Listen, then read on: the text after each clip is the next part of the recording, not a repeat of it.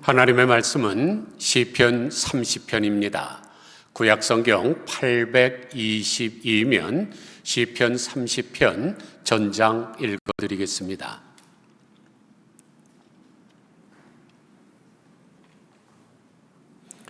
여호와여, 내가 주를 높일 것은 주께서 나를 끌어내사 내 원수로 하여금 나로 말미암아 기뻐하지 못하게 하심이니이다. 여호와 내 하나님이여, 내가 주께 부르짖음에 나를 고치셨나이다. 여호와여, 주께서 내 영혼을 수월에서 끌어내어 나를 살리사 무덤으로 내려가지 아니하게 하셨나이다. 주의 성도들아, 여호와를 찬송하며 그의 거룩함을 기억하며 감사하라. 그의 노염은 잠깐이요 그의 은총은 평생이로다. 저녁에는 울음이 깃들일지라도 아침에는 기쁨이 오리로다. 내가 형통할 때에 말하기를 영원히 흔들리지 아니하리라 하였도다. 여호와여, 주의 은혜로 나를 산같이 굳게 세우셨더니 주의 얼굴을 가리심에 내가 근심하였나이다. 여호와여, 내가 주께 부르짖고 여호와께 간구하기를 내가 무덤에 내려갈 때에 나의 피가 무슨 유익이 있으리요? 진토가 어떻게 주를 찬송하며 주의 진리를 선포하리이까? 여호와여, 들으시고 내게 은혜를 베푸소서. 여호와여, 나를 돕는 자가 되소서 하였나이다. 주께서 나의 슬픔이 변하여 내게 춤이 되게 하시며 나의 베옷을 벗기고 기쁨으로 띄우셨나이다. 이는 잠잠하지 아니하고 내 영광으로 주를 찬송하게 하심이니 여호와 나의 하나님이여, 내가 주께 영원히 감사하리이다. 아멘. 산다는 것이 황홀하다라는 제목의 책이 있습니다. 제목부터 황홀하지 않습니까? 산다는 것이 황홀하다. 여러분은 어떻습니까? 사시는 것이 지금 황홀하십니까? 아니면 산다는 것이 황당하고 끔찍하십니까? 이 책을 쓴 사람은 다하라 요네코라는 일본 여성인데, 이분은 돈 많고 감수성이 예민했던 여고 시절에 그렇게 믿고 의지했던 어머니가 돌아가시자 방황하기 시작을 합니다. 그리고 마침내 고등학교 3학년 때 달려오는 기차에 뛰어들지요, 자살하려고. 그런데 죽지를 않고 양 다리가 잘리고 왼쪽 다리 팔이 잘리고 오른손도 손가락 3개밖에 남질 않았습니다. 그 모습이 연상되니까 두 다리는 없고 왼팔이 없고 오른손에도 손가락이 3개밖에 없는 토막 인간이죠. 그래서 사고 직후 요네코는 항상 죽을 생각만 해서 어떻게 하면 죽을 수 있을까를 했습니다. 바로 그때 선교사 지망생이었던 아키도시라는 청년이 병원에 와서 전도를 합니다. 예수님께서는 당신의 있는 모습 그대로를 사랑하시고 하나님께서는 당신을 위한 계획을 갖고 계시니까 예수님을 믿으세요. 이 말이 위로가 됐습니다. 그래서 예수님을 영접한 후에 자기에게 전도한 아키도 씨와 결혼해서 목사 3호로 행복하게 살고 있습니다. 그런데 이분이 쓴 책 가운데 감자와의 싸움이라는 부분이 있습니다. 그 부분만 제가 읽어드릴게요. 약간 깁니다. 오른손에 남은 3개의 손가락으로 처음으로 1개의 감자 껍질을 벗기려고 했을 때의 일을 나는 지금도 잊을 수 없다. 나의 기분을 조롱이라도 하듯이 대굴대굴 굴러가는가 하면 바닥에 떨어져서 멋대로 굴러가는 감자를 그야말로 필사적으로 식칼을 들고 쫓아다니는 나의 마음엔 말로 다 표현할 수 없는 초조감과 무서운 힘으로 덮쳐오는 절망감이 있을 뿐이었다. 그런 일이 조금만 더 계속되었더라면 손에 들고 있는 식칼로 무슨 일을 저지르고야 말았을 것이다. 그러나 그때 나는 처절한 목소리로 부르짖었다. 손가락 3개로 식칼을 든 채 눈물과 땀으로 범벅이 된 처량한 모습으로 하나님을 향하여 부르짖었다. 아버지요, 당신은 나 같은 인생도 당신의 자녀로 삼아주셨습니다. 그리고 나 같은 것을 결혼까지 할 수 있도록 도와주셨습니다. 나의 가정은 당신께서 선물로 주신 가정입니다. 이제 나의 남편은 얼마 있지 않아서 돌아올 것입니다. 사랑하는 내 아이들도 허기가 져서 내가 만든 저녁을 먹기 위해 기다리고 있습니다. 그렇지만 나는 저녁 반찬으로 사용할 이 감자를 깎을 수가 없습니다. 당신은 나의 이 약함을, 그 처량한 상태를 무엇 하나 빼놓지 않고 다 아실 뿐만 아니라 오늘도 나를 인도해 오지 않으셨습니까? 아버지요, 어떻게든 할 수 있는 방법이 있을 줄 압니다. 당신의 방법을 나에게 가르쳐 주옵소서. 하나님, 나에게 힘을 주소서. 이 감자를 꼭 깎을 수 있도록 도와주소서. 내가 정신없이 기도를 끝내고 났을 때 마치 잔잔한 물가에 차츰차츰 물이 차오르듯이 형용할 수 없는 평안함이 나의 마음에 넘쳐났다. 그리고 그 다음 순간에는 정말 희한한 아이디어가 떠올랐다. 나는 급히 다른 감자를 씻어서 도마 위에 올려놓았다. 그리고 먼저 그것을 반으로 쪼개 놓았다. 이것으로 모든 문제는 해결되었다. 둘로 쪼개놓은 감자의 반을 도마 위에 엎어놓고 칼로 윗부분부터 껍질을 벗겨 나갔더니 마치 감자가 도마 위에 붙어버린 것처럼 움직이지 않았다. 그렇게 해서 얻어진 승리감에 나는 기쁨이 충만했고 지혜를 주시는 하나님께 진심으로 감사했다. 나는 그날 저녁 식사를 즐거운 마음으로 열심히 만들었다. 그러나 몇 년 전만 해도 나의 인생에 이렇게도 깊은 만족감과 충실감을 맛볼 수 있을 것이라고는 상상조차 하지 못하고 살아왔다. 이러한 삶이 진정한 삶이 아닌가 하고 생각할 때에 감사와 희망의 눈물이 다시금 앞을 가려왔다. 그래서 사는 것이 황홀하다는 것입니다. 사랑하는 성도 여러분, 어떤 사람은 그 흔한 감자 껍질 하나 벗기는 일에도 황홀함을 만족하면서 살아가고 있습니다. 그렇다면 우리는 사지가 멀쩡하고 양다리와 양팔이 다 있고 10가락 손가락이 다 있으니까 산다는 것이 어때야 될까요? 까무라칠 정도로 감사해야 되지 않겠습니까? 그래서 잔 밀러는 사람이 얼마나 행복한가는 그의 감사의 깊이에 달려있다 그랬습니다. 지금 화면에 보시는 장면이 우리 인간의 뇌의 모습입니다. 뇌는 대뇌, 중뇌, 소뇌, 그리고 뇌량, 뇌교, 뇌간으로 구성되어 있습니다. 그런데 뇌 정 가운데 시상하부라는 부분이 있습니다. 지금 빨간 걸로 표시되어 있죠? 크기는 알몬드 크기인데 만약 이 시상하부에 문제가 생기게 되면 뇌출혈, 거미막할 출혈, 수막염, 심장혈관 질환, 각종 중추 신경 질환, 수면 장애, 정신 질환, 나아가서 위출혈과 변원증, 그리고 섭식 장애와 오줌을 많이 배설하게 하는 요붕증 등을 일으킨다 그럽니다. 그러니까 이 시상하부가 얼마나 중요한 장기인지는 여러분이 상상할 수 있을 것입니다. 그런데 감사의 힘이라는 책을 쓴 데보라 노블의 연구에 의하면 감사합니다 라는 말을 여러분이 하게 되면 그것이 뇌에 전달이 되어서 이 시상하부에서는 마음을 안정을 가져다주는 물질이 나와서 면역 체계를 활성화시킨다 그럽니다. 그러니까 하루에 2번만 여러분이 아침 저녁으로 내가 감사합니다만 해도 이 시상하부가 활성화되고 여러분의 건강이 좋아집니다. 또 감사할 때 우리 몸에 엔돌핀이 가장 많이 형성된다고 하죠. 그리고 감사할 때 몸의 근육이 이완되고 체온이 올라간다고 합니다. 여러분은 우리의 몸에 체온이 올라가면 얼마나 좋은지 잘 아실 것입니다. 체온이 1도 올라가게 되면 면역력이 5배가 상승합니다.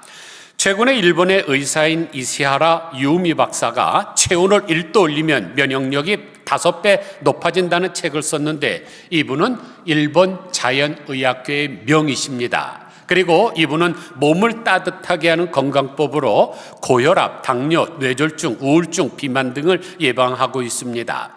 그리고 우리의 몸의 체온이 39.3도만 되면 암세포가 죽는다 그래요. 그만큼 체온을 올리는 게 중요한데 감사를 하게 되면 체온이 저절로 올라간다니까 감사의 힘이 얼마나 큰지를 알 수 있습니다.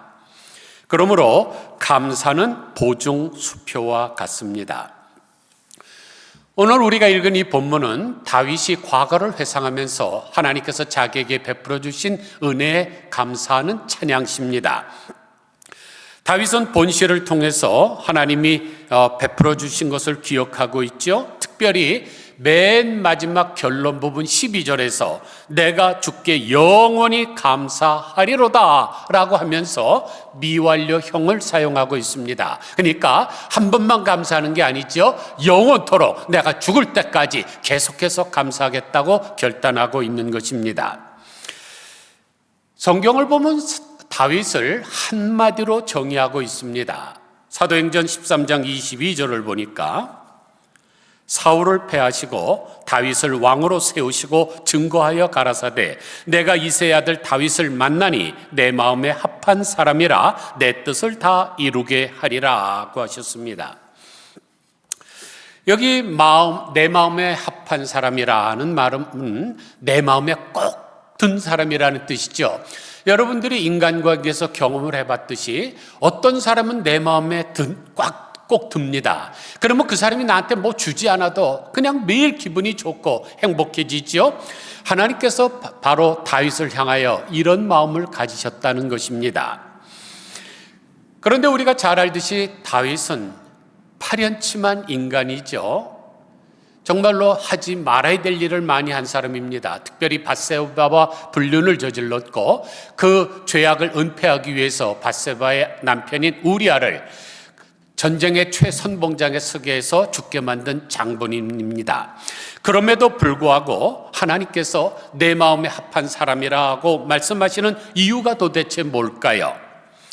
몇 가지 이유가 있지만은 어느 시인이 시편의 골짜기마다 다윗의 감사의 씨앗이 뿌려져 있다는 말에 힌트가 있습니다. 시편을 보면 150개의 시가 있는데 그 중에서 73개가 다윗이 쓴 시입니다. 구구절절히 하나님 앞에 감사하는 시지요. 그것은 다윗이 얼마나 많이 감사하면서 살았는가를 여실히 증명해 줍니다.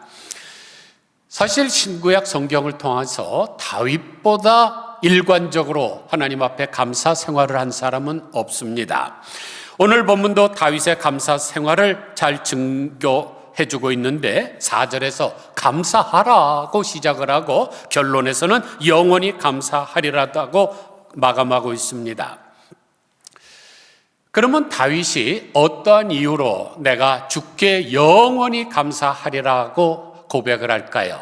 첫째로 나를 고치시고 살리셨기 때문입니다. 2절 보세요. 여호와 내 하나님이여 내가 주께 부르짖음에 나를 고치셨나이다. 여호와여 주께서 내 영혼을 수월에서 끌어내어 나를 살리사 무덤으로 내려가지 아니하게 하셨나이다. 여기 수월이라는 단어가 나옵니다. 히브리어로 원로 쉐올인데 이 수월은 보이지 않는 세계를 가리킵니다. 그러나 킹 제임스 영어 성경에 보면 성경에 65번 나오는 이 수월을 31번은 지옥이라고 번역을 했고 31번은 무덤이라고 번역을 했고 3번은 구덩이라고 번역을 했습니다. 그러니까 쉽게 우리가 지옥이라고 생각하시면 되겠습니다. 그렇다면 무슨 뜻이 될까요? 지금 다윗이 육체적으로 당하고 있는 고통이 어느 정도였는가 하면 지긋지긋한 지옥과 같은 고통 속에 있다는 거죠. 그만큼 괴롭다는 것입니다. 그런데 하나님께서는 그런 곳에서도 고치셨습니다. 그래서 1절을 보면 끌어내셨다 그랬고 두 번째 2절에서는 고치셨다 그러고 3절에서는 살리셨다고 하셨습니다. 그런데 이것은 다윗에게만 해당되는 일이 아닙니다. 하나님이 누구를 특별히 대접하지 않죠. 인간차별하지 않습니다. 우리도 고통 가운데 하나님 앞에 믿음으로 기도하기만 하면 하나님이 우리를 끌어내시고 우리를 살리시고 고치실 것입니다. 지옥과 같은 고통 구덩이에서 끌어내시는 하나님, 죽을 병도 고치시는 하나님, 또 죽음 직전에서도 나를 다시 살리시는 하나님을 믿고 기도할 때에 이 기적과 같은 것을 체험할 수 있습니다. 워너 솔맨이라고 하는 사람은 미국의 유명한 화가죠. 이분이 그린 그림 여러분 많이 보셨을 거예요. 저희 집에도 큰 거를 붙여놨는데 왜냐하면 예수님의 얼굴이 이 형상은 아니죠. 그러나 어린 아이들은 아직 그 개념이 없기 때문에 형상화시키는 거는 어느 정도 중요합니다.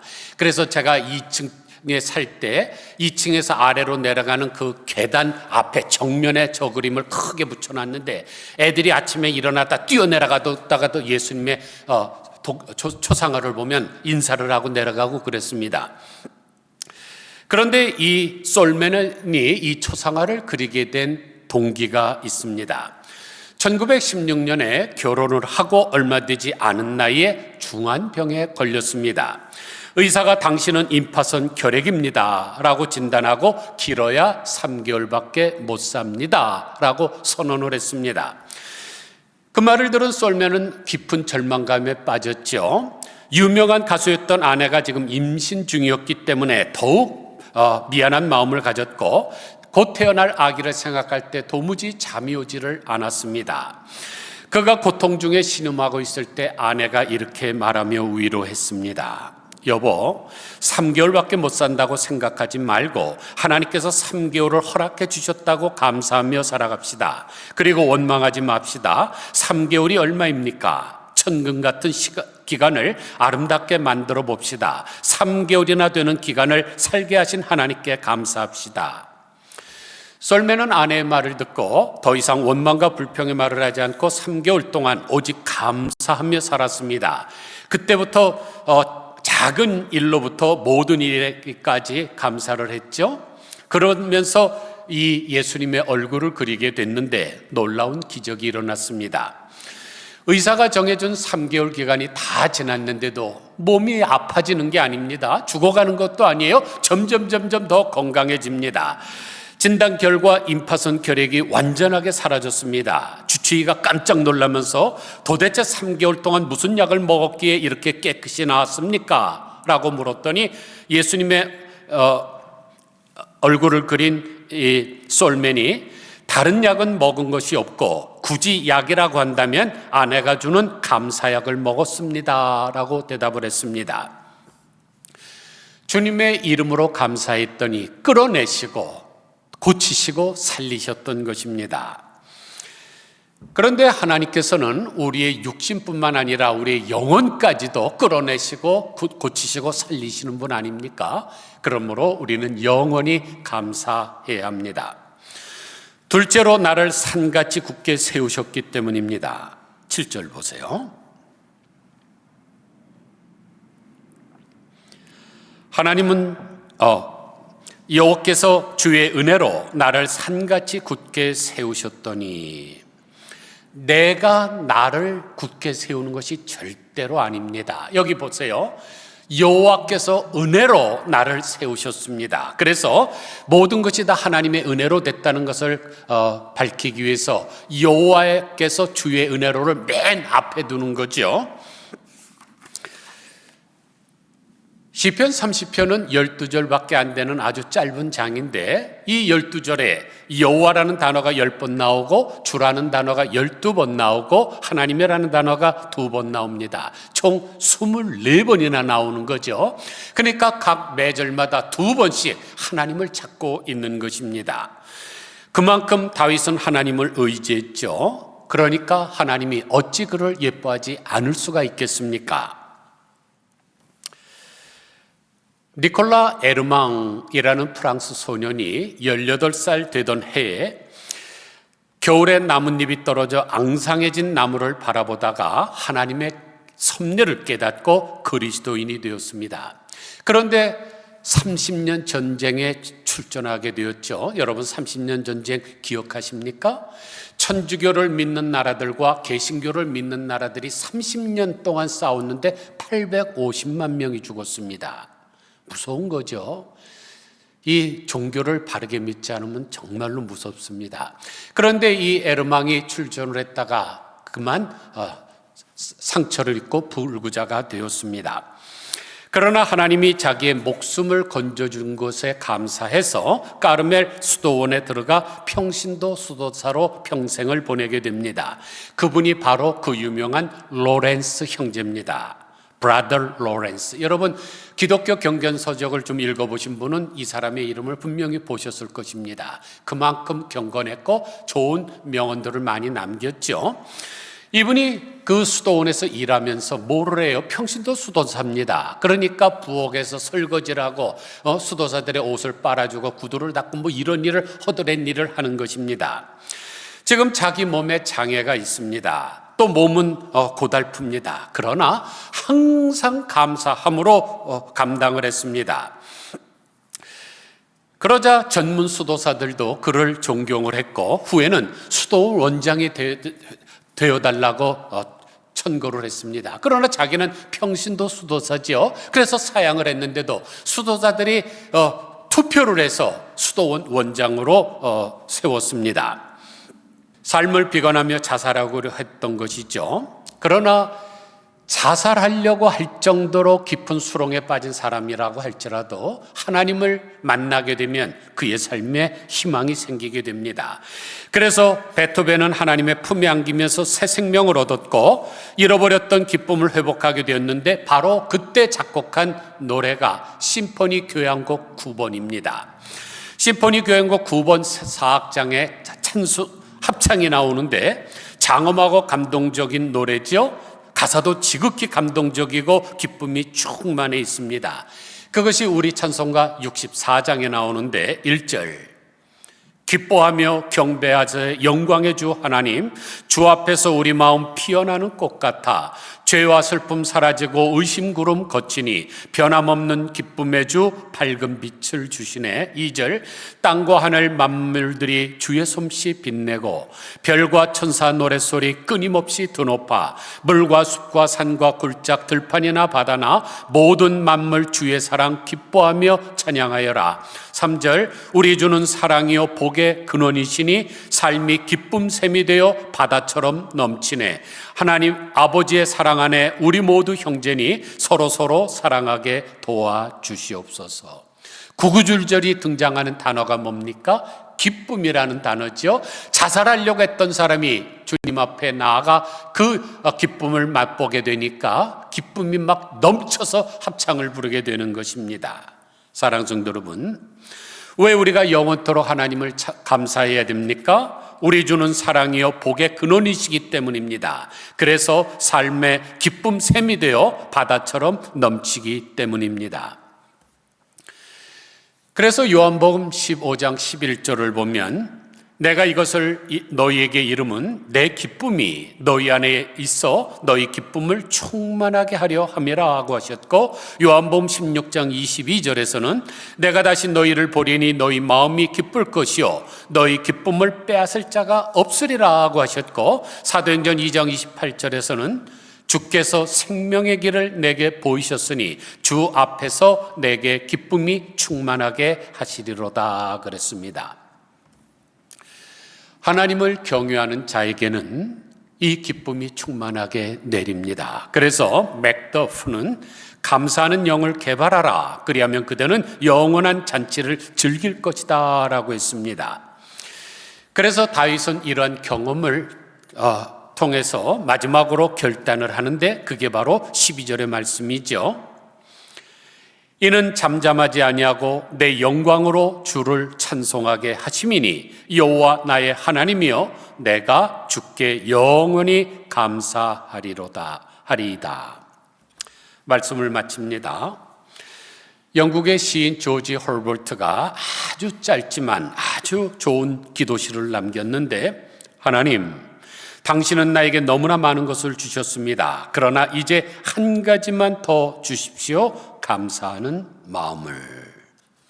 아무쪼록 추수감사주의를 맞이해서 감사를 하되 고통 가운데 나를 살리신 여호와, 나로 흔들리지 않도록 강하게 세워주신 주님, 나에게 기쁨을 주시는 하나님께 영원히 감사하겠다고 결단하시는 복된 성도님들 되시기를 주님의 이름으로 간절히 축원드립니다. 기도하겠습니다. 하나님 아버지, 다윗이 왜 하나님의 마음에 꼭 든 사람인지 저희가 알 것 같습니다. 잘못했을 때는 즉각적으로 회개하기도 했지만은 중요한 것은 150개의 시편 가운데 73개를 쓸 정도로 입만 열면 하나님 앞에 감사하는 삶을 산 것이 그 하나님의 마음에 합한 줄 압니다.